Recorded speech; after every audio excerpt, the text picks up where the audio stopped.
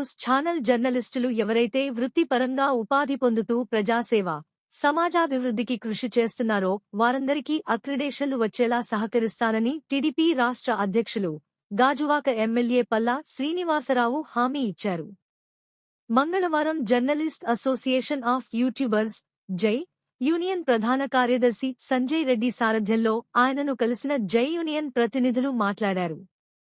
వివిధ పత్రికల్లో ఛానల్లో పనిచేసిన అనుభవంతో యూట్యూబ్ను వేదికగా చేసుకుని న్యూస్ ఛానల్ను నడుపుతున్న యూట్యూబ్ న్యూస్ ఛానల్ జర్నలిస్టులకు వివిధ రాయితీల కోసం అక్రిడేషన్లు ఇప్పించాలని ఇప్పటికే మంత్రి లోకేష్కు నేరుగా వినతిపత్రం ఇవ్వడంతో పాటు రిజిస్టర్ పోస్టు కూడా చేసినట్లు వివరించారు.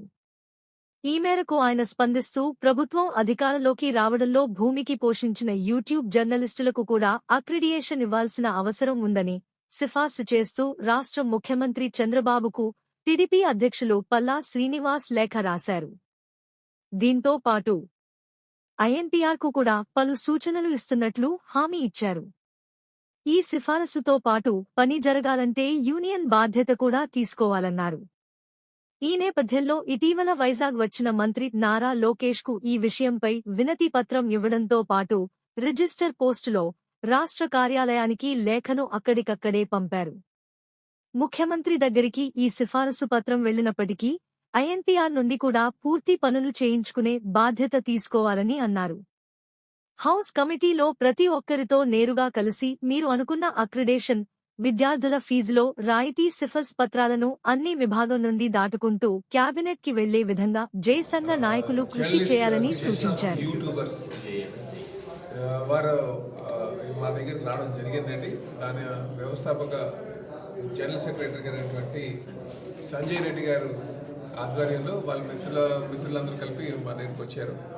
వాళ్ళు ముఖ్యంగా వారు అడిగేది అక్రిడేషన్ యూట్యూబర్స్కి ఇవ్వాలని చెప్పేసి వాళ్ళు డిమాండ్ చేస్తున్నారు. గతంలో అయితే ఈ మీడియా అంతా కూడా కొంతమంది చేతిలోనే ఉండేది.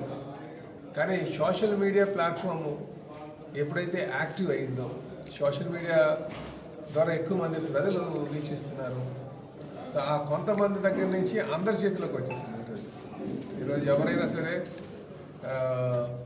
ఏ ఇష్యూ అయినా సరే మనం పబ్లిక్ చేరవేయాలంటే యూట్యూబ్ ద్వారా చాలామంది చేరవేస్తున్నారు. యూట్యూబ్ని మనం వారికి మిగతా జర్నలిస్టులాగా వాళ్ళని కూడా కన్సిడర్ చేసి వాళ్ళకి అక్రిడేషన్ ఇవ్వాల్సినటువంటి అవసరం ఉంది. ఏదైతే మీరు డిమాండ్ చేస్తున్నారో ఆ డిమాండ్ ఖచ్చితంగా రాష్ట్ర ముఖ్యమంత్రి వర్యులు దృష్టికి తీసుకెళ్తారు. అలాగే ఐఎన్పీఆర్ మినిస్టర్ అయినటువంటి కొలుసు పార్థి గారి దృష్టికి తీసుకెళ్తామని చెప్పి ఎన్డీఏ ప్రభుత్వం సోషల్ మీడియా ద్వారా ప్రసారాలకి ఎటువంటి ఆటంకాలు లేకుండా అందులో ప్రొఫెషనల్గా ఎవరున్నారో ప్రోత్సహిస్తూ ప్రజలకి న్యూస్ చేరవేయడంలో సహకారం అందిస్తారని చెప్పి తెలియజేస్తున్నారు.